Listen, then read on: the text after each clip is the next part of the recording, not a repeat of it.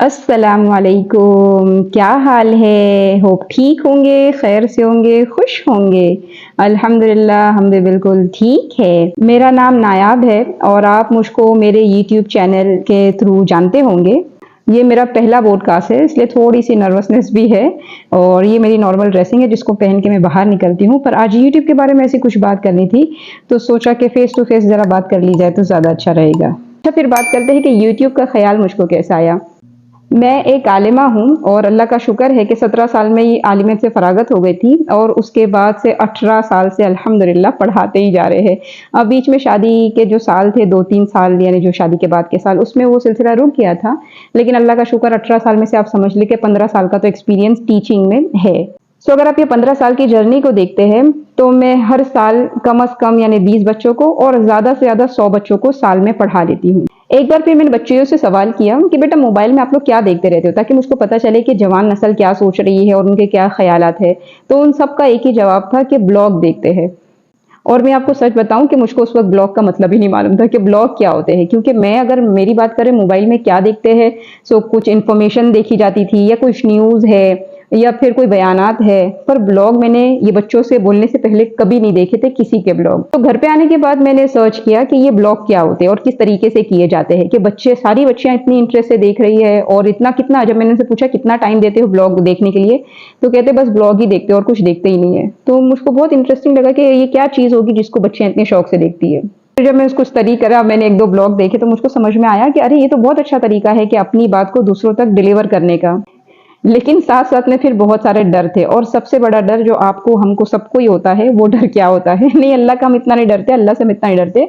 हम जो डरते हैं ना वो सबसे बड़ा यही होता है कि लोग क्या कहेंगे? तो सबसे पहले मेरे दिमाग में और दिल में जो डर आया कि अगर मैं ये काम शुरू करती हूँ तो फिर लोग क्या कहेंगे? फिर ये डर भी था कि हो सकता है मैं कोई गलत चीज़ को प्रमोट नहीं कर दूँ, तो उसके बारे में बहुत ज़्यादा कन्फ्यूज़न थी कि यूट्यूब पर वीडियो बनाए जाए कि नहीं बनाए जाए। फिर उस बारे में रिसर्च की, थोड़ी पढ़ाई शुरू की, थोड़ी इन्फॉर्मेशन कलेक्ट की कि इस्लाम इस बारे में क्या कहता है। तो अल्लाह का शुक्र है कि बहुत सारी जगह पर बहुत सारी बातें मिली सीखने के लिए, समझने के लिए कि इस्लाम इस बारे में क्या कहता है। जो सबसे ज़्यादा मजबूत दलील जो मिली ना वो ये थी कि हज़रत आयशा भी इल्म को सिखाती थी लोगों को और यहाँ तक कि बड़े-बड़े सहाबा उनके पास आते थे इल्म सीखने के लिए। फिर उन्हीं सहाबा के ज़रिए और हज़रत आयशा के ज़रिए इल्म हम तक पहुँचा है। तो फिर समझ में क्लियर आ गया कि अगर आप कोई अच्छे काम को प्रमोट करने के लिए अगर डिलीवर करते हो तो उसमें कोई बुराई नहीं है। फिर अल्लाह का नाम लेकर वीडियो अपलोड करना शुरू किया। जब पहला वीडियो अपलोड हो रहा था तो इतने दिल में धक-धक हो रही थी कि क्या होगा? पर अल्हम्दुलिल्लाह अब तक इसका सिलसिला चालू है। हाँ, लोगों ने बहुत कुछ कहा जैसे कि लोगों की कहने की आदत है, पर हमने उस चीज़ को अवॉइड कर दिया कि लोगों का काम है कहना, आप कुछ नहीं करोगे तो भी बोलेंगे, कुछ करेंगे तो भी बोलेंगे। तो हम क्यों उनके लिए जो अच्छे काम है उनको छोड़ दें। चले तो बात करते हैं मेरी यूट्यूब की जर्नी को। मैंने अपनी यूट्यूब की जर्नी को 2.5 साल पहले को शुरू किया था, लेकिन पहले मैं प्रॉपर वीडियो अपलोड नहीं करती थी, यानी कभी 15 दिन में, कभी 10 दिन में, कभी मूड हुआ तो कर दिया, कभी नहीं हुआ तो नहीं किया। और जब ओकेशन चले जाता था उसके बाद करती थी। जैसे कि इंडिया में गई थी तो उसके वीडियो मैंने 3-4 महीने बाद अपलोड किए थे। तो वो मौका नहीं रहता है और वो चीज़ अपलोड की जाती है तो फिर यूट्यूब का सिलसिला बराबर नहीं चलता है। लेकिन हाँ, पिछले साल जो बकरा ईद थी ना और इस साल जो बकरा ईद गुजरी है, यानी जब से मैंने बराबर ब्लॉग अपलोड करने शुरू किए हैं, मैं वीकली 3 ब्लॉग तो अपलोड कर देती हूँ। हाँ, कभी कुछ काम में पड़ गए हो तो 2 करती हूँ, पर 3 तो एक करती ही करती हूँ। तो महीने के हो जाते हैं 12 वीडियो और एक वीडियो बनाने के लिए आपको बहुत सारा टाइम लगता है। जैसे कि अगर मैं कुकिंग का वीडियो डाल रही हूँ, तो बिना रिकॉर्ड किए अगर मैं कुकिंग कर रही हूँ ना, तो मेरा खाना आधे घंटे में बन जाएगा। लेकिन अगर मैं कुकिंग के साथ में रिकॉर्डिंग भी कर रही हूँ, तो वही खाना जो आधे घंटे में बनता है, वो 1 घंटा लेगा। फिर उसके बाद वॉइस ओवर करने में और वीडियो को एडिट करने में कम से कम भी 3 घंटे तो लग ही जाते हैं। यानी 7-8 मिनट का अगर ब्लॉग है तो उसके लिए भी कम से कम 3 घंटे तो आपको चाहिए ही होते हैं।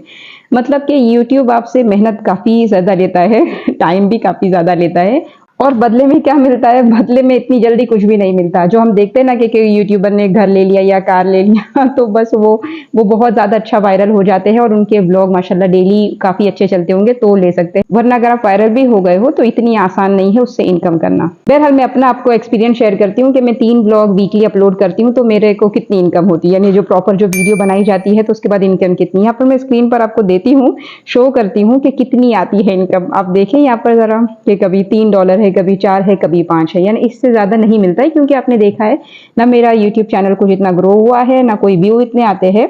सो एक नॉर्मल बेस पे इतनी इनकम होती है। ये भी आपको अभी नहीं देगा वो, यानी जब तक आपके $100 पूरे नहीं हो जाते तब तक आपको कुछ नहीं मिलता। आप दूसरा कोई बिजनेस कर रहे हो, आपने $10 की चीज़ ली और उसको 15 में बेची, तो आपकी मेहनत का आपको $5 फौरन मिल गया। लेकिन यहाँ पर यूट्यूब आपसे इतनी मेहनत भी ले रहा है और प्लस पैसे भी नहीं दे रहा है। तो इससे ये समझिए आप कि जो यूट्यूब हो रहा है ना, वो पैसे के लिए नहीं हो रहा है। पैसा मिल जाए तो बहुत अच्छी बात है, लेकिन अगर नहीं मिल रहा है तो उसका वो मकसद है भी नहीं कि पैसा कमाए। तो जैसे मैंने आपको बताया कि मैं जब बच्चों को पढ़ाती हूँ तो साल में 20 से लेके 100 बच्चों तक को पढ़ा लेती हूँ। लेकिन अभी मैं एक वीडियो अपलोड करती हूँ तो एक दिन में उसको कम से कम 300 लोग देख लेते हैं, और फिर ज़्यादा से ज़्यादा तो 3000 तक भी चले जाता है। तो अगर इस पॉइंट ऑफ व्यू से कोई सोचेगा, तो जैसे मैं अगर सोचती हूँ, इसको देखती हूँ, तो मुझको तो अल्हम्दुलिल्लाह बहुत खुशी होती है कि मैं रोज़ाना अपनी बात 300 लोगों तक कम से कम पहुंचा पा रही हूँ। और उसमें अच्छी बात होती है, कुछ ना कुछ, भले वो दुनिया का इल्म हो या दीन का इल्म हो, कुछ ना कुछ इल्म सीखने को ही मिल रहा है। तो मुझको बहुत खुशी है उन 300 का जो मुझको बड़े शौक से देखते हैं, प्यार से देखते हैं और उसको अप्रिशिएट करते हैं, उसको लाइक शेयर सब्सक्राइब करते हैं। अल्लाह आपको उसका जज़ाए खैर दे। लेकिन मैंने आपको बता दिया, मुझको बहुत ज़्यादा खुशी होती है क्योंकि मैं अपनी बात डिलीवर कर पा रही हूँ और लोग उसको फिर बहुत अच्छे से समझ और सुन रहे हैं। तो यूट्यूब से मुझको क्या मिल रहा है, जैसे आपने देख लिया पैसे तो मिल नहीं रहे हैं, फिर क्या मिल रहा है, व्यू भी इतने नहीं है, तो फिर क्यों इतनी मेहनत, 3-4 घंटे की मेहनत क्यों? तो मुझको ऐसा लगता है कि मैं एक किताब लिख रही हूँ। किताब कैसे लिखी जाती है बाकायदा, फिर उसको छापी जाती है, फिर लोग उससे फ़ायदा हासिल करते हैं।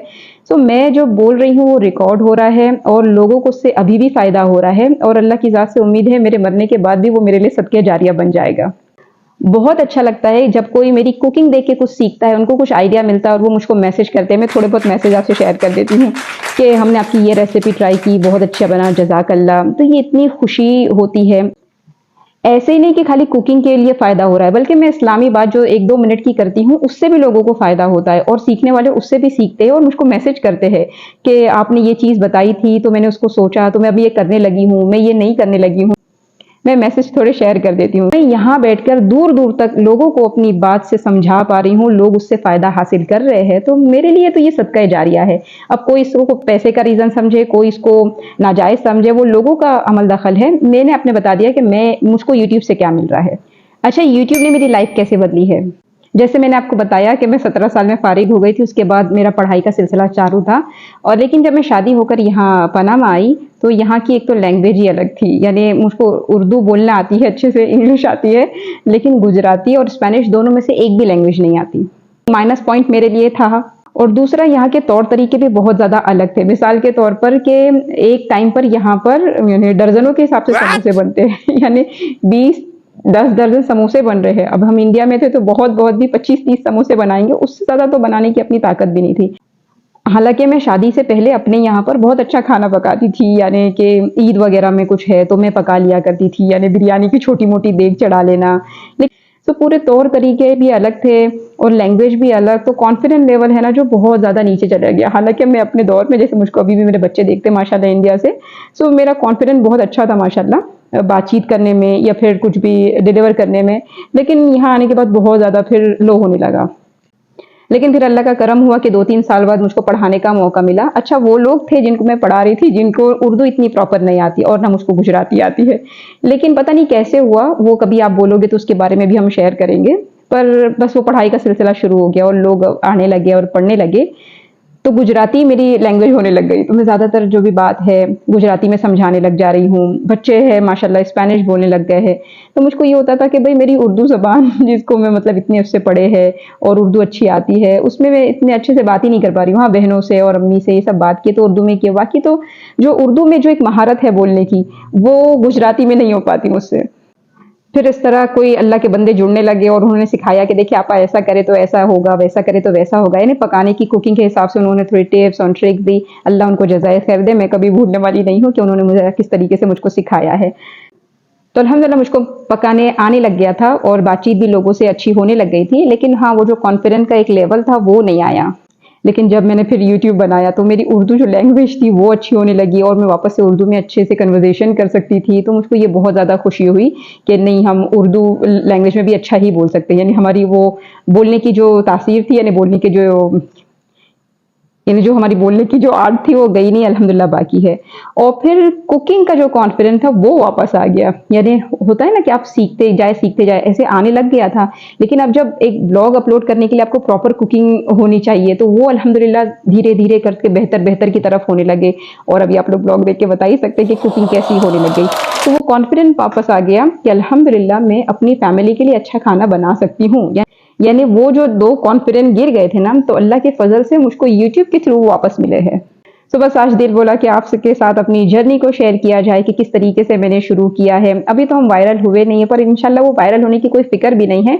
होना होगा हो जाएंगे, पर मैंने बता दिया कि मेरे मकसद और ये सब क्या है और किस तरीके से मैं इसको सोच रही हूँ। होप आपको भी कुछ आइडिया मिला होगा कि मैं किस तरीके से क्या करती हूँ। अगर आपका फिर भी इस बारे में कोई सवाल है तो प्लीज़ ज़रूर मुझको कमेंट करके बताइएगा। और ये मेरा पहला ट्राई था, तो आप ज़रूर मुझको बताइएगा कि ये बराबर था या इसमें कोई कमी है या और बराबर किया जाए। चले तो इंशाल्लाह फिर नेक्स्ट वीडियो में मिलेंगे, तब तक के लिए अस्सलामु अलैकुम।